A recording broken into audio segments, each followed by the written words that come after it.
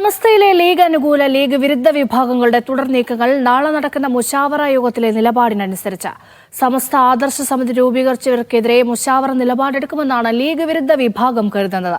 ഉമർ ഫൈസിക്കെതിരെയും സുപ്രഭാതത്തിലെ പരസ്യ വിവാദത്തിലും ശക്തമായ നടപടി ലീഗ് അനുകൂല വിഭാഗവും പ്രതീക്ഷിക്കുന്നുണ്ട്.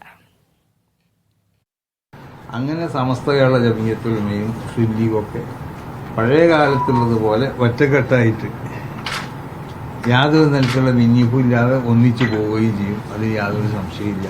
അഭിപ്രായ വ്യത്യാസം ഉണ്ടെന്ന് ഇപ്പോൾ എല്ലാവർക്കും അറിയാമല്ലോ. പക്ഷെ അത് കൂടിയിരുന്ന് ആലോചിച്ച് അതിൻ്റെ പരിഹാരം കാണുക എന്നുള്ള ഉദ്ദേശത്തോടെയാണ്. സമസ്ത ഒറ്റക്കെട്ടായി പോകണമെന്നുള്ളത് നമ്മൾ സുന്നികളുടെ മാത്രം ആവശ്യമല്ല, അത് സമൂഹത്തിന്റെ തന്നെ ആവശ്യമാണ്. ലീഗ് വിരുദ്ധ വിഭാഗം വിട്ടുനിന്നതിനെ തുടർന്ന് സമസ്തയിൽ സമവായ ചർച്ച പൂർണ്ണതോതിൽ നടന്നില്ലെങ്കിലും പ്രശ്നങ്ങളിൽ താൽക്കാലിക വെടിനിർത്തലുണ്ടായെന്നാണ് പുറത്തുവരുന്ന വിവരം. തങ്ങളുടെ പരാതി കേൾക്കാൻ നേതൃത്വം തയ്യാറായതിലെ സംതൃപ്തിയാണ് ലീഗ് അനുകൂല വിഭാഗം പങ്കുവയ്ക്കുന്നത്. ചർച്ചയിൽ നിന്ന് വിട്ടുനിന്നത് നേതൃത്വം വിവാദമാക്കാതിരുന്നത് ലീഗ് വിരുദ്ധ വിഭാഗവും നല്ല സൂചനയായി കാണുന്നു.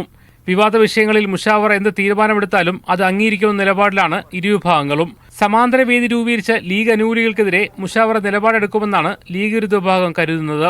ആഭ്യന്തര തർക്കങ്ങളിൽ ചർച്ച നടത്താൻ തീരുമാനിച്ചിരിക്കെ ഏതെങ്കിലും വിഷയത്തിൽ കടുത്ത നിലപാടിലേക്ക് മുശാവറ പോകുമോ എന്നറിയില്ല. മുഹമ്മദ് അസ്ലം, മീഡിയ 1, കോഴിക്കോട്.